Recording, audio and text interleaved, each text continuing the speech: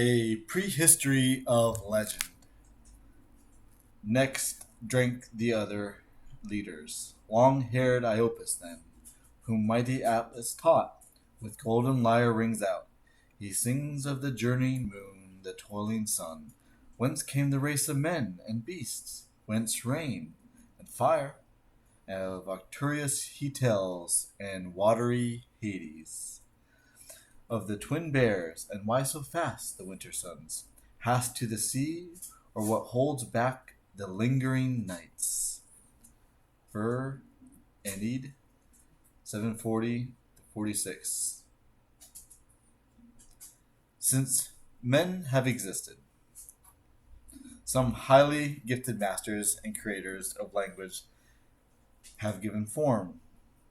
In legends to archetypal experiences, they have told about the beginning of the world, about the sun and the moon, storms and tides, loves and guilts, and the deeds and sufferings of the great.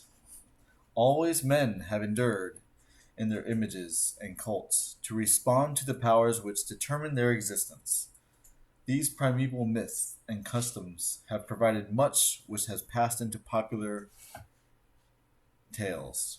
Early Bronze Age graves on the Greek islands have produced an abundance of carefully worked marble statuettes. Most of these represent women, their heads thrown back in attitudes suggesting ecstatic movement, but they also include other fortunate dwellers in the higher world of the deal, with a significance evidently the same of that of later Greek sepulchral terracottas. These grave goods, too, in all their diversity, depict a higher world of nymphs and heroes, a world portrayed by artists in ever-varying form, yet always retaining its basic character. The strange figures represented flautists, harpists, and swamp players from those early Bronze Age graves in the Greek islands are reminiscent of shamans, the priests whose activities among certain people have been observed up to the present day. By means of magic, charms, and intoxications, the shamans exalt themselves to a visionary state in which they achieve mastery over divine powers. Afterwards, they tell of journeys into other worlds, from which they bring back precious and sacred spoils.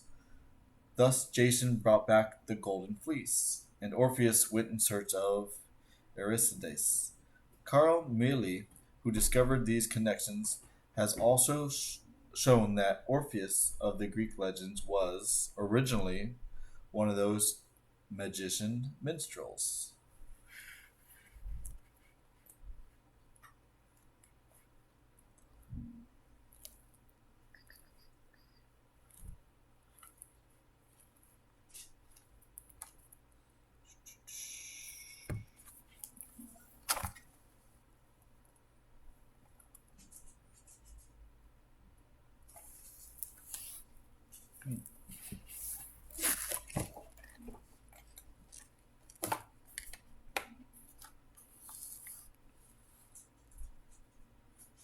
The home of Orpheus was traditionally Pieria, the land of the Muses on Mount Olympus. Later he came to Thrace. Apollo and the muse Calliope are named as his parents. His wonderful singing brought all creation together in peaceful harmony. Not only animals, but also forests, mountains, and rivers listened and even followed his song. When Eurydice, his beloved, died from a snake bite received and was fleeing from a rival suitor, he descended into Hades, where he charmed the ruler and all its inhabitants of the underworld by his song. He was allowed to lead Eurydice up once more on condition that he should not look back at her on their way to the upper world. When they climbed almost to the light, Orpheus could no longer hear his beloved step and look back to see if she were still there. Whereupon Hermes led Eurydice back to the underworld. Thereafter, the unhappy man avoided all contact with women, but gained such power over the sensibilities of the men of Thrace that their wives grew jealous. In frenzied rage, they tore him to pieces during the Dionysiac feast. His head cast into the river Hebrus, floated down to the sea, and then to an island of Lesbos, where, still prophesying, it was revered for centuries in that oracle's sanctuary.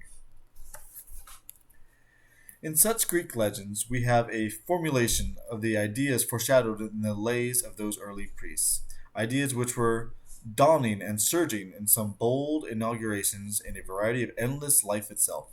By the late Bronze Age, mythical concepts were becoming clearer, especially on the island of Crete and the related Mycenaean civilization of the mainland. A minstrel on a rock, the remains of a wall painted form of Mycenaean palace in Pylos, is similar to its figure of Orpheus and has, in fact, ever been identified with him because of the bird above the figure and the fact that he was surrounded by other animals. Figure compositions of this period are best preserved on seals.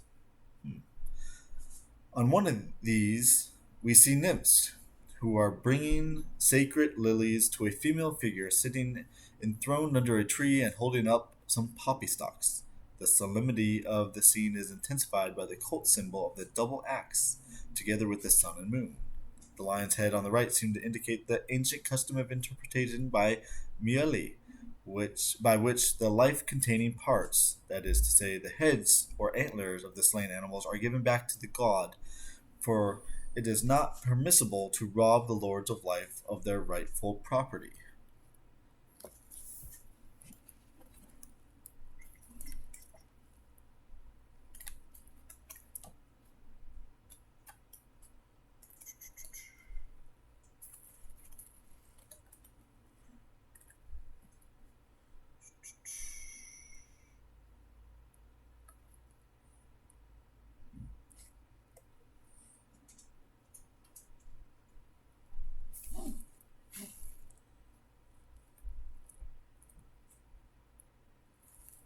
Huh, can't seem to find that photo.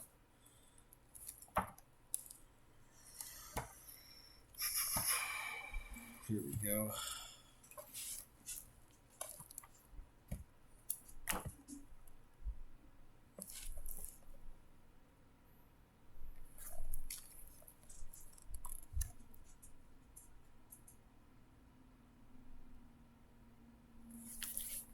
I think that's the right photo.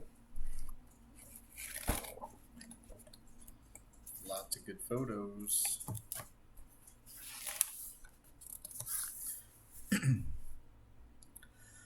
The use of the poppy, a bringer of dreams, may be connected with the mysterious character of the scene. In the distance appears the vision of a god or goddess covered in a large shield. Armed gods and goddesses were worshipped in many places in Greece, the best known being the city goddess of Athena. But later phases of Greek art were never again produced scenes of such dreamlike quality. On another seal, we see a goddess appearing on a mountain flanked by lions like the later Artemis, mistress of the animals. As yet, certainly there are no actual illustrations of legends as they occur in later Greek art, but the mythical concepts are nevertheless beginning to crystallize. The divinities are no longer simply the actual forces of nature, but are becoming personalized beings. Personalized beings. Who could become the subjects of legends, although we are still far removed from the clear cut figures of classical art.